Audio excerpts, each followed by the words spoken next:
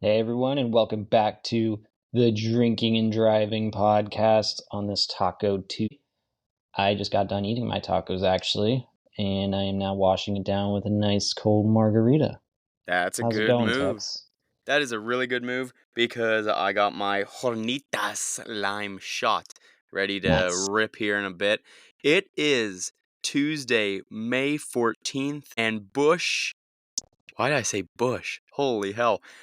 Ford is no longer winless in the National Series for 2024.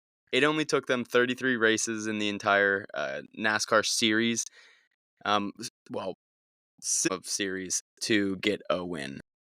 How how did they, go that far? I mean, Ford is supposed to be the, epitome of United States, America muscle. Yeah, Ford tough and everything. And of course it was Big Bad Brad to, break the cold streak. I feel like he broke his own cold streak. And now I'm seeing Tex take a shot of Hornitas after that stumbled performance on the intro to the podcast. Yeah, I don't know what that was about. I needed to loosen the liver, or maybe loosen the lips. I don't know what the hell I'm talking about. Let's let that one sink in. That one went straight to the noggin. Whoo-lee. But Brad Keselowski, yeah, you were saying it. He broke his own streak. That is 100 and race winless streak that he finally just broke, and it's his first win when he owned his own car. Since he's become partner with RFK, Roush Fenway, now Roush Fenway Keselowski, as of 2 years ago, I believe it is. So very exciting for him. I'm sure that was a fun night for him, both as a owner and a race winner. But Yeah, and if it wasn't Kez winning it and breaking that streak, then it was going to be Busher. He definitely had the fastest car. It was just unfortunate Reddick got up into him. But it was coming down. Right before that, it was looking like it was going to be another three-way tie, three-way inch for the win again, because Kez was coming up at the end there too. It would have been really cool to see, a three-horse race at the end again. yeah, I mean, I can't believe it came up not even in the last 10 laps. It was 30 to go. Busher, Reddick, Brad all fighting so aggressively, and that is what made this race so exciting because I thought um the first two stages were kind of slow, kind of boring. We'll get into that in a little bit, but Busher was awesome. He made a bunch of good moves to get up front. Once he got up there, Reddick, like you said, kind of forced him up into the wall. I think took away a bit of that air that kind of made Busher a little uneven. He kind of got a little loose into the wall, and then Reddick kept coming, and they both had tires down after that, which left Brad basically to himself. It was like you said, it was a 3-horse race, a very close one, very exciting, but everyone else was way in the back. I mean, that Yeah, just the leaves next Brad closest. I to mean, take it. you had Ty Gibbs racing in second after that wreck against Kez, he was for second behind pretty much the whole time. At the end there, he got it within like 3/4 of a second, but still he didn't have it. Didn't really seem like he had a chance at it. I did. I thought with 10 laps to go and he was closing that he was gonna make a move there, but basically once you got to 10, he didn't get much closer than like a half a second. Yeah, and this And track is like super hard to pass on, and you saw it there with Reddick trying to shoot the gap there and just couldn't get there in time. But I loved the confrontation after that. Busher coming over to Reddick. Busher's like a whole foot taller than him, and like he comes over screaming at Reddick, and Reddick looks so short. I know. And I mean, if I were him, I would definitely leave my helmet on as well because I mean, one punch from Busher, who's built like a freaking mammoth, would Yeah, probably Busher's just kill him. not a small guy. No, he It is looks like country strong. he looks like he should be an athlete. Like I know these guys are athletes, but he should be an athlete in I don't know, he could be like a I don't even know, football player or rugby player. Like he's pretty big. Yeah, there's no way I'm squaring up against him. And I mean, I know that Reddick knew that this was his fault, but he cowered so He's, much. He's like, "I'm sorry, I dude, he was fucked up." apologizing like a little girl. He's like, "I'm so sorry. I don't know what. I'm I thought he sorry." was gonna cry. Yeah, it really did sound like he was going to. Now, I wanted to point out a statement that Busher made, and I want to hear what you have to say about that. So Busher in this whole shoving match, which I love that Busher got out of his car, came right over there, and laid two hands on him. And I mean, the crews were ready to break it up anyway, but I'm glad that he got that one shot in. But then he ends up saying, "I don't have that sticker on my car. I don't have that sticker. It means more." Do Yeah. you think you need to race someone differently just because they don't have a win and you do? No, definitely not. I see where he's coming from though. Reddick's already in the playoffs. He already has a win. He doesn't necessarily need another one. So like he's not he doesn't have to risk that move. It's definitely a low percentage move to make that pass. I think that's kind of where Busher was getting to on that one. Busher did everything right. Like there's not much else he needed to do to win that. He pretty much had it in the bag, it looked like. But Reddick I think was at the point where it was like now or never to either pass him or not. And, he just took the chance, but I mean, he has a win already, so I guess in his eyes, like, why not take the chance? He didn't really think about Busher's perspective, like he needs it. And yeah, I mean, that's just racing. I don't, it's definitely Reddick's fault, but you can't blame him for trying to win a race. No, Like, especially on a obviously, he's race. not trying to crash either. Like, he wants a good Right, finish and everything. right. Especially on a race when all three of them were racing so hard at that point in the race. And we already mentioned how hard it was to pass on this track. I think tire wear played. We've been talking about how tire wear has been making the race more exciting. I think it actually made it less exciting this race, but I'll get to that. But I mean, it does mean so much for Busher to go from getting. I mean, if he was cleanly raced there and still got passed later on, he wasn't gonna get less than a P5. Like he probably could have been 1, 2, or 3, based on how they were all racing each other and how big of a drop off there was between them and the next ones. They're the next racers, but he ends up with a 30. I mean, finishing 30th with a DNF, and the difference between that and a first, second, or third. Now he's still one of those bubble drivers, like right on the edge of playoffs. He's gonna need a win or a couple big finishes, going through this summer stretch, or he could be in trouble. Yeah, When and I don't think he should be a bubble driver. Like he has the talent to not be a bubble driver. for sure, he's the best forward, which isn't, I guess, saying a whole lot. Yeah. But he is definitely consistently up there every week. He had a slow start to the season, but now he's picking it back up. I mean, he's right there last two races.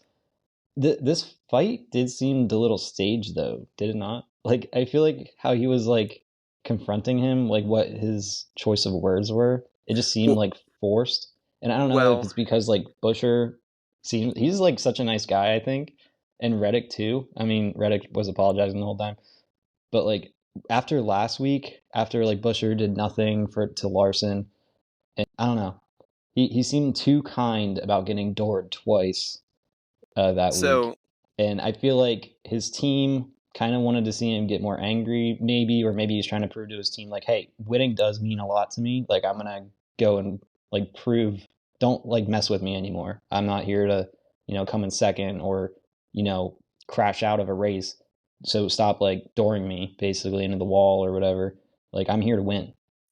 yeah, yes, he was polite, but I also think that he came out swinging. Like I said, he ran up there, got his big push in, and started saying like, "What the hell are you? What are you doing? You got to think like, what the heck?" And then I'm kind of thinking that because it did look a little bit staged, Busher wasn't expecting him to just give in that quickly, I think. And so it did seem a little bit awkward where Busher was like coming in there so hot and then he was confused. He was like, "Well, this is not going exactly how I thought it was." So now I'm I like really wanted to punch someone, and now hesitating. I can't. Yeah, he's like, "I'm so sorry. I didn't mean to do that. I really screwed up. I get it. I mean, it was horrible." And then he's like, well, dude, do better. Be better.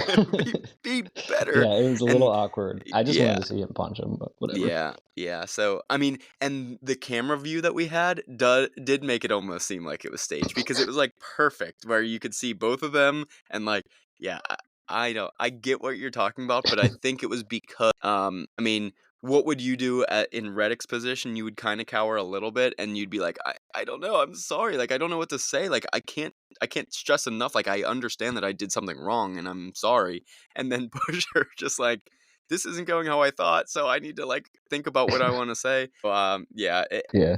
I live for those type of moments. I wish I could have been right there. I want to be on one of these pit crews that just get in the middle of these things and I break want them to see an apart. But all-out then, brawl yeah, between the the pit whole crews, team. between the drivers, get That's everybody right. out there. But that's not the That's only right. confrontation we saw. We saw Blaney and Byron. Yeah. Not much off track, but on track, it looked like Blaney was going to run over Byron coming out of the pits. Byron went 3 wide, pushed Blaney up into the wall, and Byron was on the inside going around a turn. There's no need for him to go a little high there. He should be hugging that dotted line, and he was nowhere near the dotted line. Pushed the middle guy up. I forget who the middle guy was, and then that got into Blaney, and then pushed him into the wall. Blaney was not a big fan of that, and he seemed like he was just gonna come out of the pits and just absolutely T-bone Byron. But yeah, I think Blaney's sister dates Willie B, right? That's So he right. probably thought twice about that. He pulled out last second. Just like he did with his sister. Now, Hey. Pudumch. Now, yeah, you don't want that family drama to make its way onto the track, or vice versa. It does make you think, and I do want to know what Sunday night dinner was like that night. But I like I said, these are the moments. This is what will get you through this season where you're at race 13 and you've been going 2 episodes, or I mean, we say episodes, but the races back to back to back to back. Like, I mean, you need these types of things to just like loosen it up. Hey guys, let's have a little bit of drama. Let's have a little bit of flare up and give you something else to think about than just get in the car, drive every day. So let's talk about this whole tire situation and passing, why it was so hard to pass. So I was listening to Kevin Harvick and Denny Hamlin talk about how this race was going. And if you hear dogs in the background, it's because I'm watching the a little puppy this week, and she's nuts. Sorry about that, everyone. But she's awesome. She's fun, but absolutely bonkers. Anyway, so I think just the way that the tires wore, it's a very gritty track. Darlington is, and so they had a pretty good tire, but the way that green green flag pit stops needed to land, it was like 30 to 40-ish laps in, and that's about the same amount of time it takes to actually get to in a passing situation. You kind of need to rub that the rubber off the track. You need Rub one out. to, Yeah. yeah, rub them out. The easiest way to pass and get quick was when you actually caught the tail end of the field and you were going through lap traffic. That was the easiest time to get around people because they're fighting other people or other drivers, and so just the way that fell, it was either right when you have to make the green flag pit stop or the stage was coming to an end. So just as they were getting to an exciting moment, it seemed like it ended. And so that's why the third stage was so much more fun, I think, because it obviously was the longest stage of the day. You start seeing that last 30 laps where you've you made that last pit stop. You are set up. You're already catching the back end of the field, and it's time to make those passes. And that's why the end was so exciting, and not so much at the beginning. Yeah, I everybody was waiting to, Yeah. take the risks and make the passes, and they don't want to blow their chance at a win early in the race, so they were waiting until, the final stage to do that. And a lot of them were missed opportunities, like low chance of success passes. But I mean, that's racing. That's what made it interesting at the end. Yeah, absolutely. And I don't know if you would say that this is something that either NASCAR or the drivers or even crews need to change about it. Like, I mean, you don't want to make this a 500-mile race because it was already long enough. Although that would make the stages a little bit longer and make them one and two more like stage three, which gave you that excitement in the last 30-ish laps. That would help there. But my God, I don't think I can sit through much longer. I mean, 100 more miles. I Yeah. mean, NASCAR is a long season. I hate that we complain about it, but my God, sometimes it just goes and goes and goes, and it takes up a lot of your Sunday. Here's the puppy coming on. Hey, you want to say anything to the viewers? She tried to take a She's bite. taking a bite of the Bite mic. of the mic. Yeah, she is very confused about this whole setup. She might eat my notes here. But anyway, yeah, I don't know what they can do. Hey, Pup. But I think Darlington is such an exciting track and an exciting weekend for the throwback. And so I think they'll get back. They'll get back to a really exciting race all year, or all race wide. But speaking of the throwback weekend, got any comments about some of them cars? I loved a lot of them. They're all pretty cool. Not just throwback cars, but throwback like logos of, the partners and everything. That Bush Light car of Chastain, Yes, I love Bush Light. I And the know. throwback can of it was pretty sweet. Uh, Yep. like I said, going into the race, Larson's Terry Labonte car, I think by far my favorite. Really cool. Keselowski's Castrol car was nice old fashioned look. LaJoy Razzle Dazzle was sweet. I really like McDowell's Long John Silvers, like the Yep. old fashioned logo. Why? And then the Quaker Steak of Suarez, the '99 car looked pretty sharp too.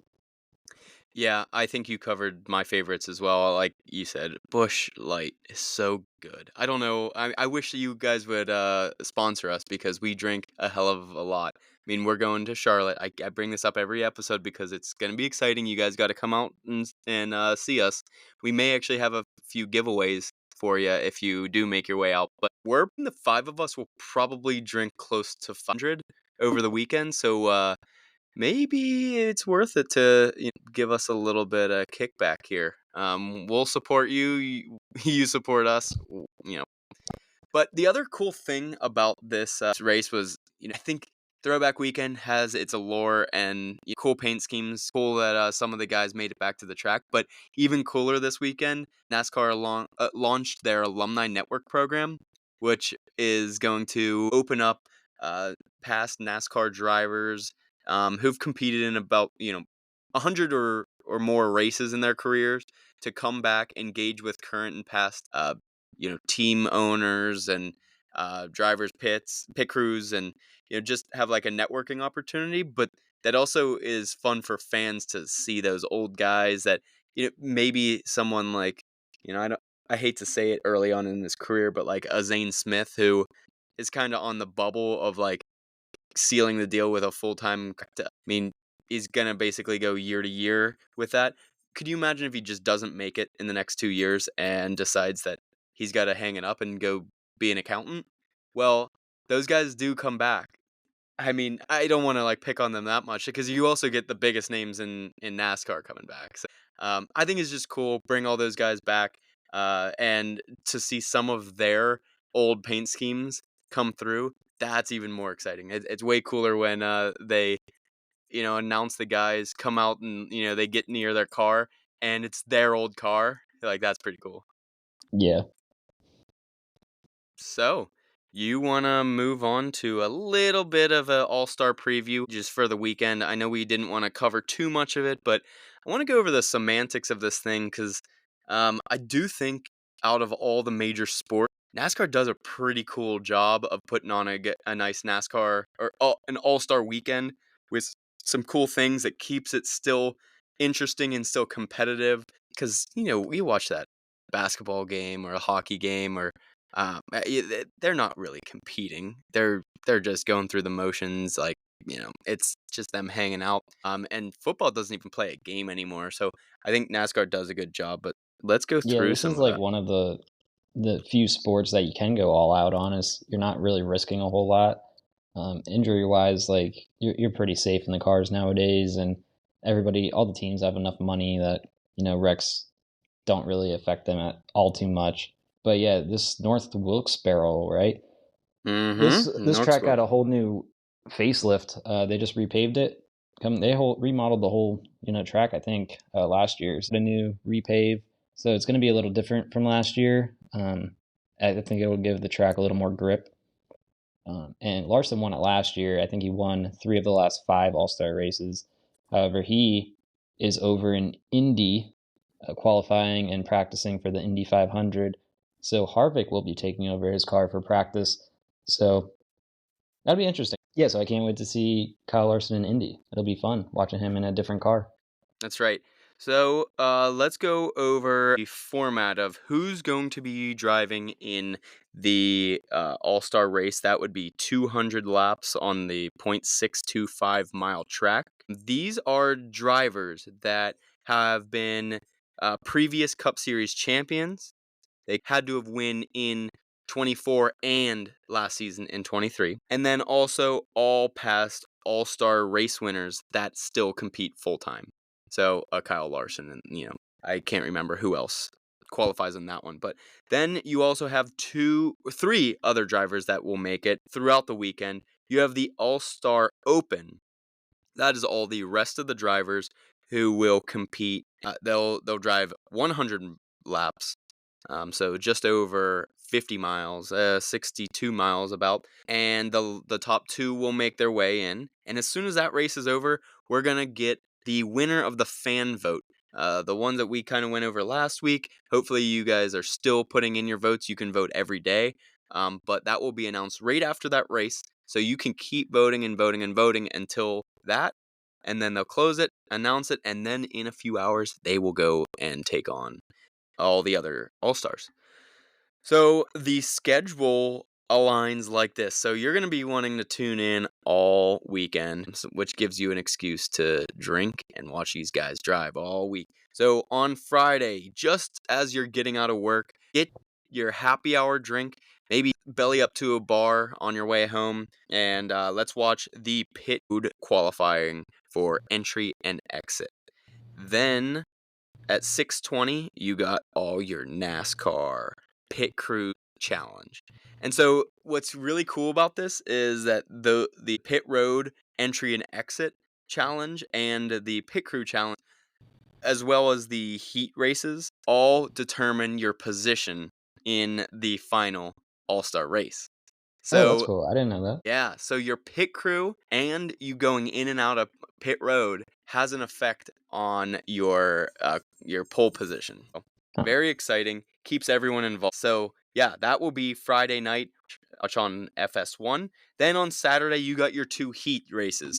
Again, those 2 heat races are everyone. That also is a portion of your qualifying into the final race on Sunday. And Sunday, 5:30, the All-Star Open.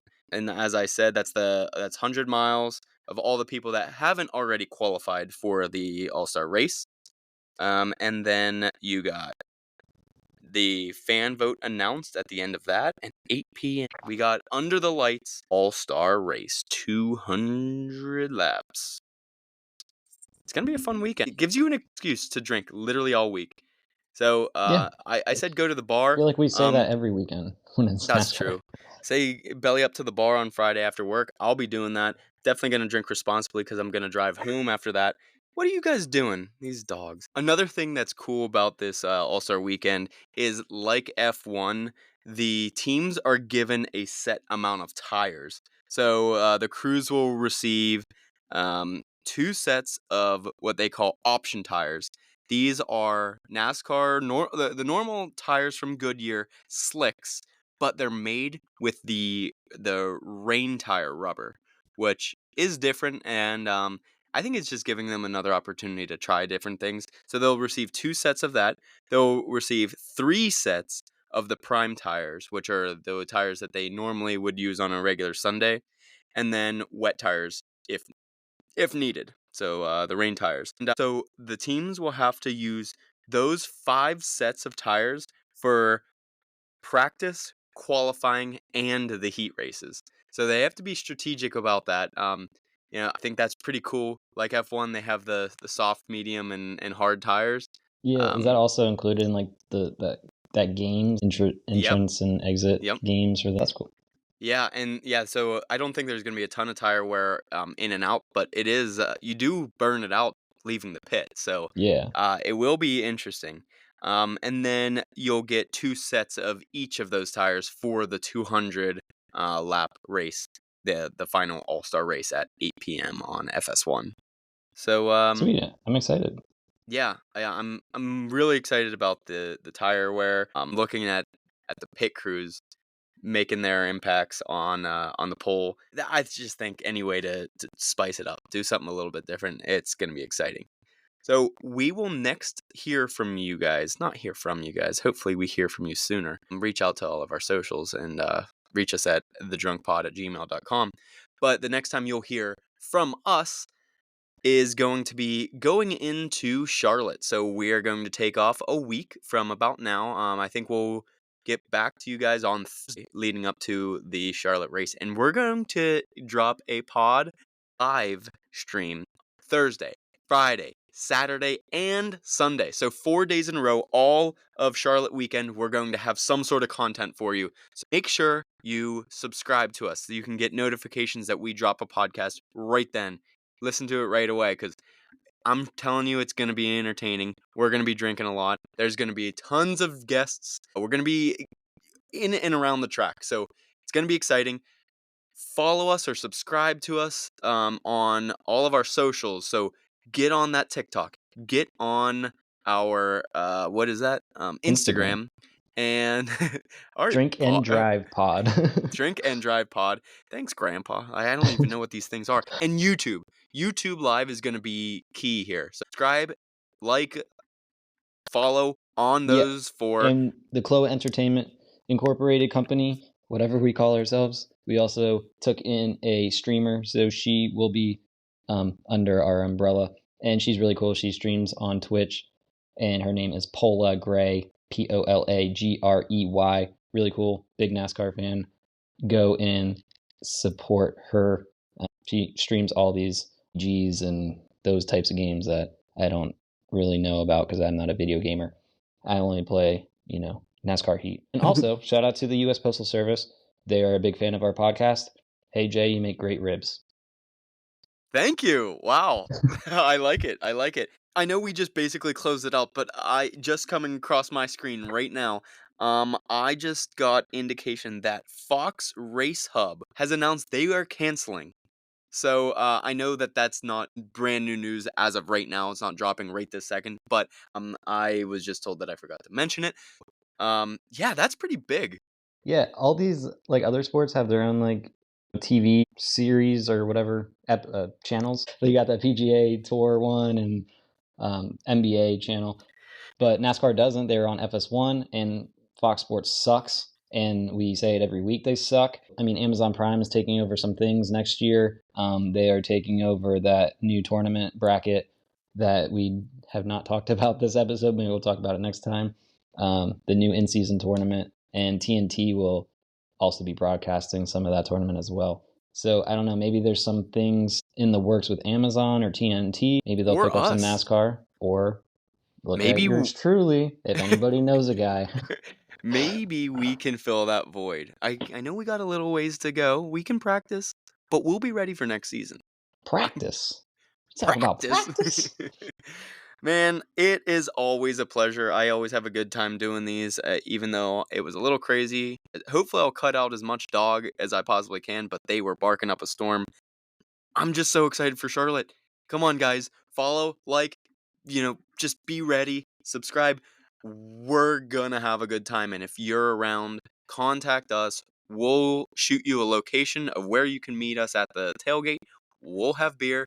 We'll have some promos, and we're gonna be drinking. So come And we're on gonna have by. that dog in us, so We gonna have come that out and dog support. in us. All right, thanks, Dick. We will see you soon. Peace out.